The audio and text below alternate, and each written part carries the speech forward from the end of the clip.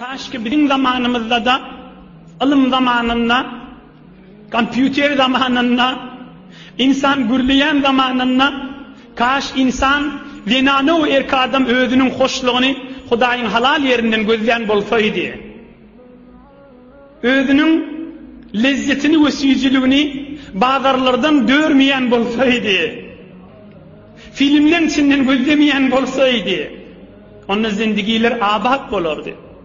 Ey cavan dost, ey Müslüman, ne deyip öylüncük bol yerler ve öylünürlerin arasında yalan kâhen, ne deyip yalandan kasam kâhen içiyeler,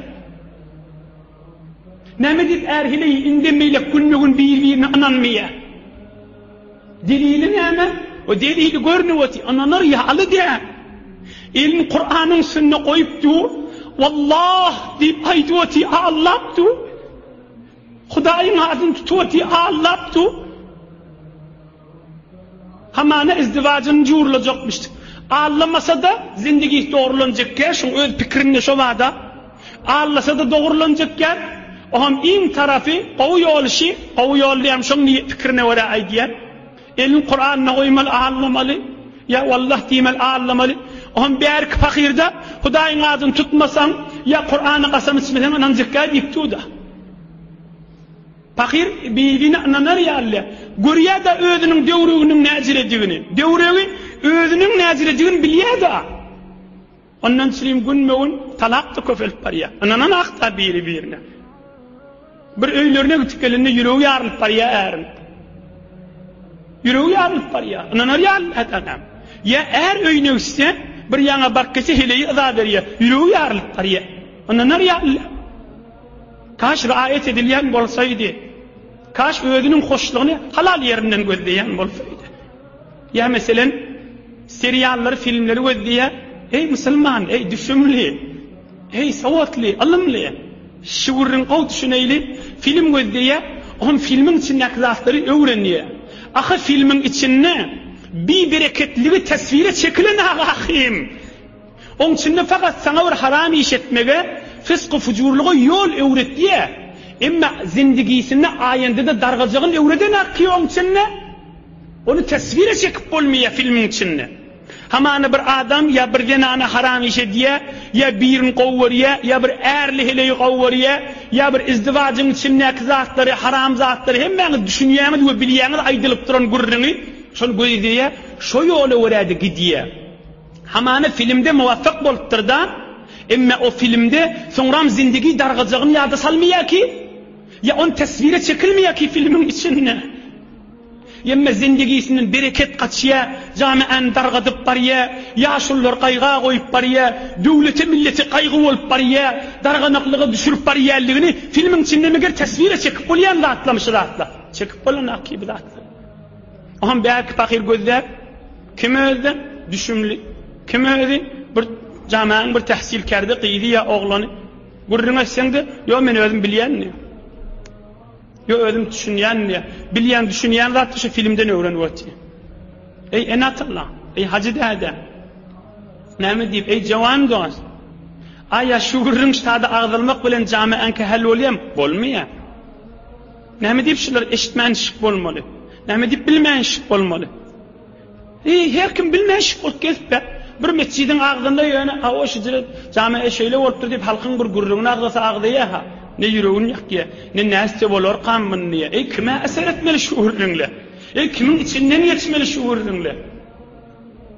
Camiye deyip ne ma ediliyor? Üşürlü bağa ediliyor. Camiye diyen yeke afrad tek adamlara ediliyor. Oğul gıydımda düşündürmeli ki canı oğul demeli. Can gıydım demeli. Şıcırı gurrunları vardır demeli. Ağlanma filmlere demeli. Cavan dost kulağız, kıyın zaman oluptur. Bağlardan tut, danışkalardan tut, işleyen yerinden tut, ulukon şehirlerden tut, katı kıyın zaman oluptur, harama barmacak bolsan. Bir yol, vakt ağ, onda da olsa, bir yol Resulullah öğretiptir, aydip vereyim. Peygamberimiz, Muaz diyen sahabası, 26-27 yaşında cavan sahabasımıştır. Ey Muaz, Wallahi inni la uhibbuka, men sen bitir qawwar yaniptir. Barakallah gönünen Muaz. Hop, Muaz aydıptır, ya Resulullah men seni qawwar yaniptir. Onna aydıptır, ey Muaz, usika, sana bir zat tapşıracak diptir. La tad'anna fi duburi kulli salatin an taqula Allahumma a'inni ala zikrika ve şükrika ve husni ibadatika. Ey Muaz, sen boynuna diptir, qaim melle diptir. 5 vaqt namazın izinden mıdam şu duanı et. O da näme dua? Hudaýa maňa kömek ber, senden gafil bolmaýyn, seni zikretip ýaşaýyn, sen berýän nigmatyňa şükretip ýaşaýyn, sen ibadatyň ýerine ýetireýin. Şu duany ölünçe et diptir. Dua et şu dua. Allah'dan da kömek diläpdir. Hudaýa maňa kömek berdi. Ýalňyşdyňmy? Hudaýyň gapsy açyk ýene bar. Öýle namazdan soňra ýalňyşdyňmy? Ikindi namazda ýene Hudaýdan dile.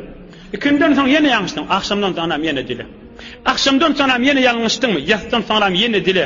Şuň adyna musulmançylyk diýäle. Şi tamam Hazreti Adamdan täşir amanetçili Allah Taala'nın ýoluna gelýän adamnyň ýoludur. Dünya we dünya ähline allanama. Hudaýdan alqalyan keplere allanama. Hudaý Taala'dan we Hudaýyň nurundan alqalja gurrulary allanama. Bir biderek hafa adamlaryň filmlerini görüp bir kulli bernamaň şoň içine girip de guya gaçamaýdy. Guya gaçan bolsaňda Hudaý Taala ýene ýol goýupdyr. Ýene jaý kan goýupdyr. Wagt kan goýupdyr. Fursatyň elden berme. Nigmaty elden berme. Biz şu zamanda qiynam özüň gezip biren ýerinde, işläp biren ýerinde, ýa özüm men gaýym bolaryn dip, ahunna edip bilmer, sofda edip bilmer, garaçyda edip bilmer, bizat bilmek bilen näl. Bizat käde şizirip nurlara tıkılışmak bilen, şizirip ferişte nur bereket dökülýän mezlislere özüň oklamak bilen özüň saklap bolýa we Allah'dan 5 wagt namazdan soň dilemek bilen. Ýa özüň bilýän, bilmek bilen bolmaýar bizat. Bizat nurun eteğine özüň sokulşyp, nurun eteğine girişip durmak bilen bolýar.